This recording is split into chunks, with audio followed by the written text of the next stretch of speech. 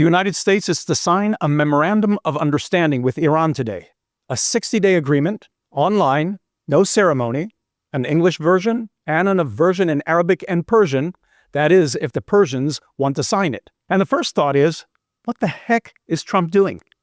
Where in God's name is he going with this conflict?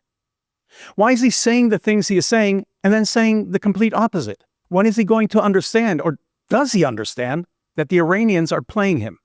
Who does he think he is playing with? What the hell? We all were scratching our heads midweek last week, wondering exactly this. I even had a whole podcast ready, taped and edited last week, planning to be released on Friday with these exact questions. Because I knew that many of you, just like me, were also bewildered, especially after all that had happened at the beginning of last week. And then, once again, things shifted.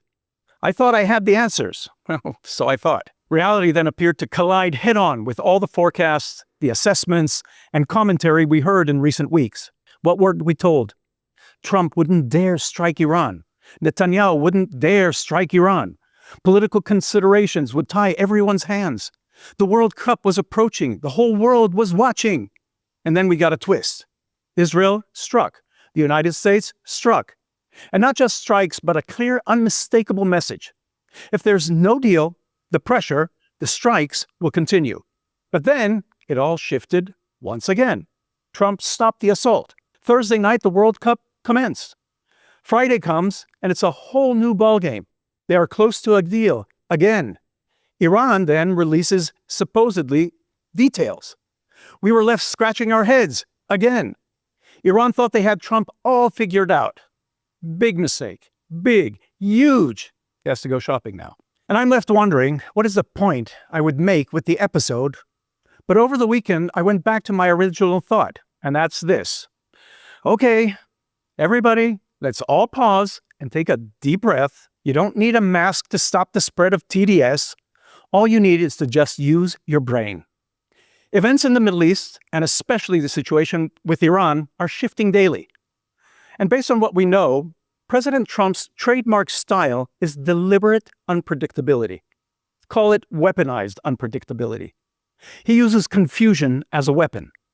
Trump leaves everyone, including his most loyal supporters, completely in the dark and second-guessing his next move. So being the way he is, he keeps the Iranian regime in a state of absolute paralyzed paranoia. How is this working? I'll elaborate on that in a moment. As I said, there are a lot of questions about the things that went down and where all this is leading to. The focus on endless attempts at holding talks and the persistent effort in trying to negotiate with the Iranian regime came to an abrupt stop. President Trump gave them a chance and finally decided to send a message. We can do this my way, or I can do this in a way that you understand. By that, I mean that to understand why things are occurring as they are, we must look at how Iran operates. The Iranians closely study their rivals. They detect weakness and sense hesitation. They know exactly how to distinguish between a real threat and one meant to generate headlines. The Iranians sense that behind every fiery, tough-talking American press release, there was a quiet desire to avoid a wider war, a desire to get back to the diplomatic tables, a desire to patch up an arrangement at all costs. And when that is the hidden message that they hear over and over again, they draw their own conclusions. In this region, the perception of deterrence is just as important as raw power. Because the exact moment your enemy begins to believe you want a deal at any price, he will start testing your boundaries again and again and again. And the lesson is simple. Look at Israel.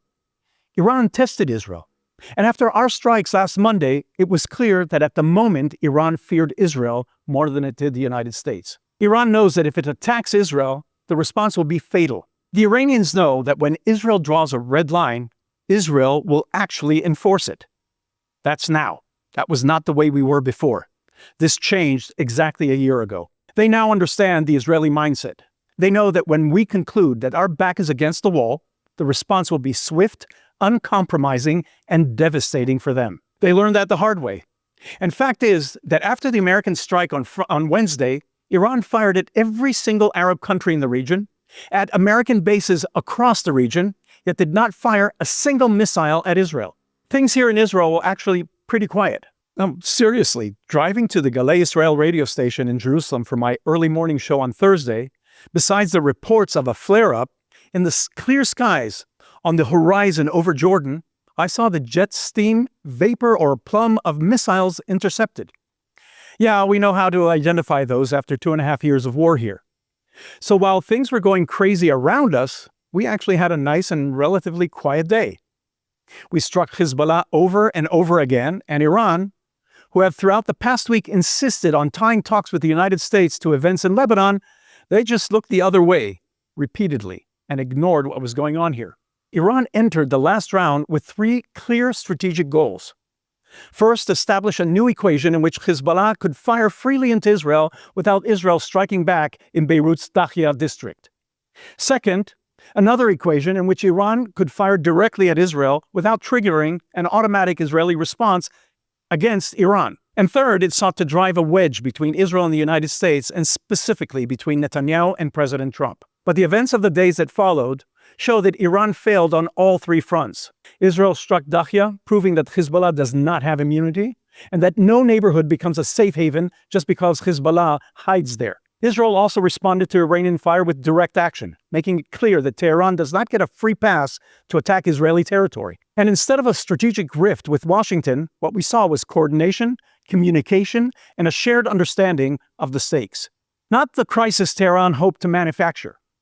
Iran tried to rewrite the rules of the game. None of Iran's new equations survived contact with reality last week. Interesting to note, a hilarious sidebar to the week's events in Iran, a geopolitical irony that played out in Israel's attack against Iran.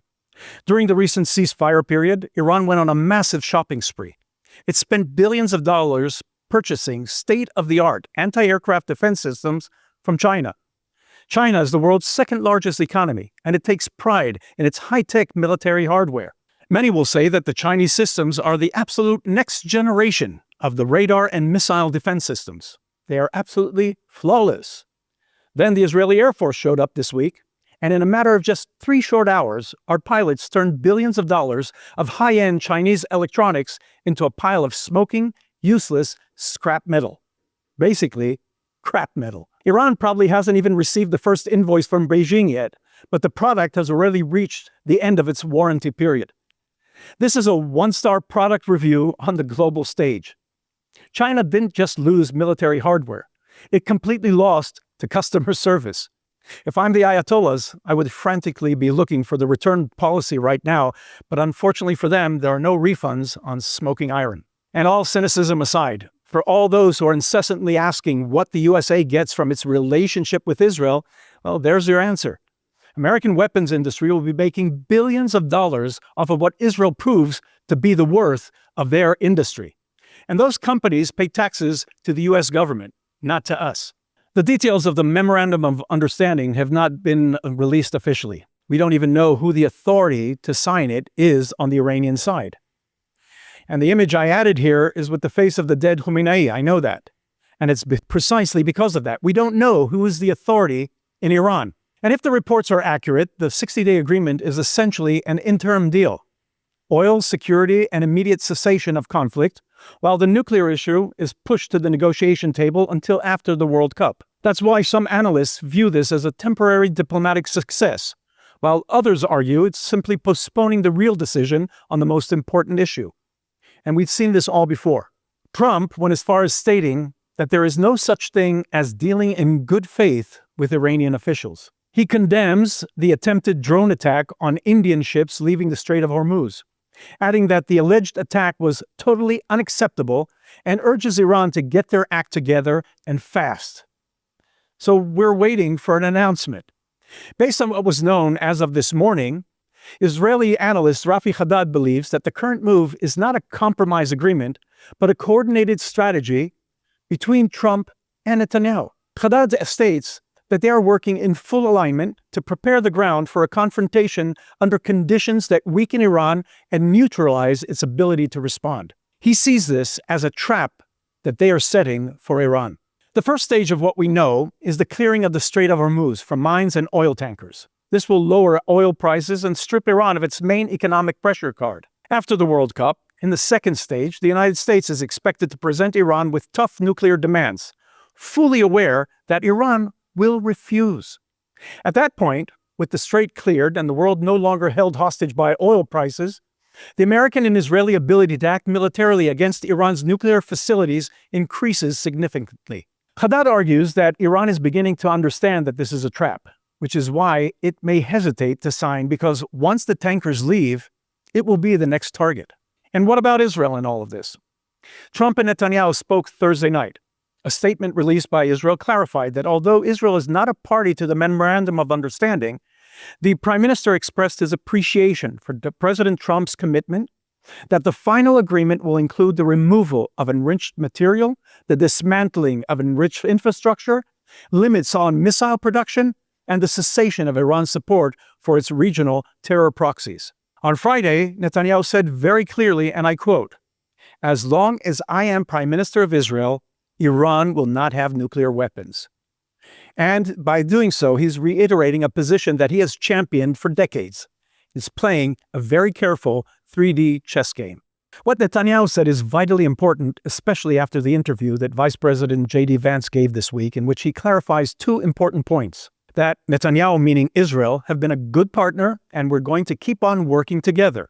But he also reiterated that where interests diverge, the United States is going to pursue the best interests of our nation. Absolutely. And that's the way it should be. And we will too, as we did just 1 year ago today in Operation Rising Lion, when we obliterated Iran's defense and struck its abilities to attack Israel. And we eliminated the Ayatollah and all the leaders of Iran who were for years calling for our death. We did it alone for 10 days.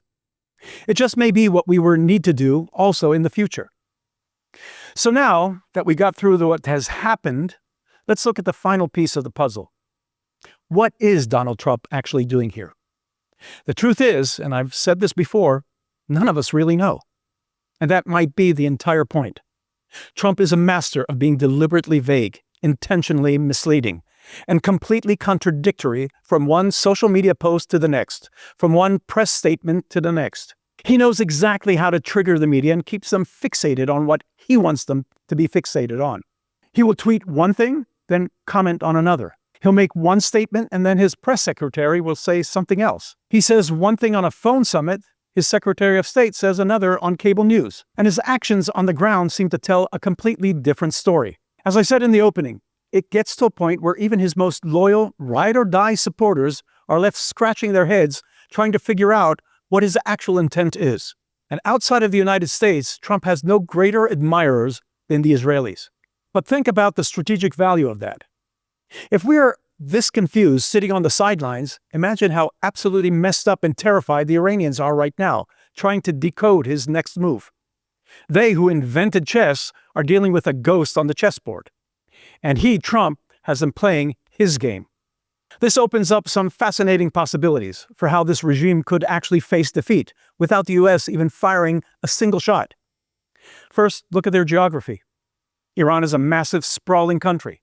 There are rumors and reports that over the years Israel has quietly established hidden operational bases and tactical airfields deep within Iran's most desolate, unmonitored zones, entirely under the regime's nose. Tehran has to sit there every night wondering if the threat is already inside their home. Second, look at Trump's timing. Maybe he is looking at the major events on the American horizon. The Ronaldo and Messi playing with the World Cup, the 250th independence anniversary of the United States, the upcoming midterm elections. So he may have decided that a loud, messy war isn't on the menu right now. Send them a message a day before the games without having U.S. forces committed for an extended period. When I originally taped this show, one of my thoughts were that what if he's playing a psychological long game? Now I'm convinced he is. He is deliberately letting Iran feel like they are getting away with their violations, letting them boast about their strategic achievements, and tricking them into thinking that they are successfully playing the United States. And while they, the Iranians, are celebrating their fake victories and believe that they're running out the clock, the reality is that the crippling economic sanctions and the tightening vice around the Strait of Hormuz, that is what's quietly, slowly choking their economy to death. Trump might just believe that if he keeps them distracted, complacent, and thoroughly confused long enough, the regime will eventually just collapse from within. Is that his definitive master plan? We can't say for sure. But in the theater of political warfare, keeping your enemy completely blind to your true intentions, that is the ultimate flex. An important point, though, is this. Trump is the President of the United States. He is committed to the American interests. The United States is a world, if not the world's greatest superpower. He is maneuvering to preserve that. Israel is a strong, determined country. Our amazing military capabilities are the outcome of one simple truth. Our fight is existential. For us, it's a question of survival. Our respect for the United States is out of gratitude for their support and the basis of shared values. And at the end of the day, when our sworn enemies, led by murderous, fanatical religious doctrine, call for our annihilation and swear to fulfill that desire, we take it very seriously. And we will do what we need to do, when we need to remove that danger. And it would be wise for the people in the West, whether in Europe, Australia, or the United States, to remember our enemies are openly saying exactly what they intend to do to you as well. And they are already doing it through other means. A slow, steady, and patient invasion. It is a shame, though, that while an existential threat to our entire Western civilization is not just standing at the gates, it's already in your streets, that there are so many politicians on the political left who are actively siding with a vicious, homicidal enemy. Whether you look at the United States or right here in Israel, political rivals have allowed their disdain for a domestic opponent to get in the way of the only thing that actually matters for the good of their nations: total victory. They would rather see their political rival lose than see their country win. And the institution that should be calling them out has completely collapsed. There was a time when the media served as the reliable gatekeeper, holding politicians accountable and keeping their worst impulses at bay. That gatekeeper no longer exists. Modern journalists are openly allowing their personal political preferences to completely stain their coverage and abandon their role.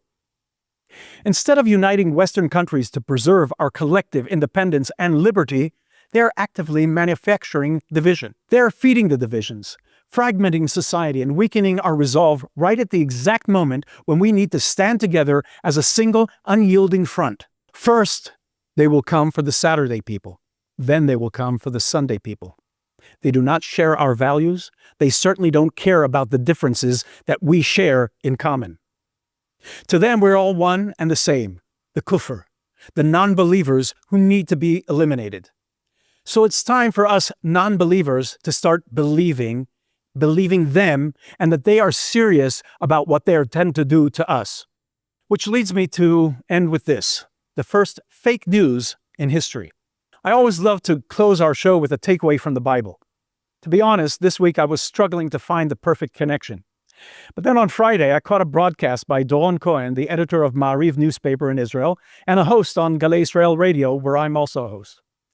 Doron noted that last week's parasha, the weekly Torah portion, was the story of the spies. In the book of Numbers, where Moses sent 12 spies, one from each tribe of Israel, to scout the Promised Land. He shared an absolutely brilliant thought that I knew I had to share with you. Doron Cohen says that those 12 spies that Moses sent were actually the very first journalists in human history. Moses sent them into the field exactly like modern-day editors send their reporters to cover a beat. They're in effect the Middle East correspondents of the time. Go see what is happening there and report back to the public, is what Moshe told them. And what happens when they return? We see the exact birth of the modern media bias, the fake news. I authored a book about the foreign press coverage of Israel along with Dr. Ron Schleifer, and I wanted to call it The Cradle of Fake News. I never thought how accurate I was. So, 10 of those so-called reporters, those spies, come back and broadcast pure panic. They push a narrative of fear. It's a disaster. We can't win. We have to stay away. The land devours its inhabitants. They manufactured absolute hysteria, crushing the spirit of the nation. Sound familiar when you turn on the news today? But then you have the other two journalists on the beat, Yoshua and Caleb. They aren't blind to the reality. They don't pretend the challenges don't exist. But they give a real, honest report about the difficulties. But then they refuse to leave out the ultimate truth, that we can overcome, we can win. The difference between the 10 fearful spies and the 2 faithful ones is the difference between a corrupt media that wants to weaken our resolve and the truth that gives a nation the strength to stand tall against its challenges. As we end today's episode, remember this. Do not let the panickers break your spirit. Be Yoshua bin Nun, be Caleb ben Yefuneh. Face the reality, but never lose faith in God, and that we will achieve total victory. Thank you so much for joining me. I'm Daniel Seaman, and I'll see you again next time on Straight Up from the JNS TV studios here in Jerusalem, Israel.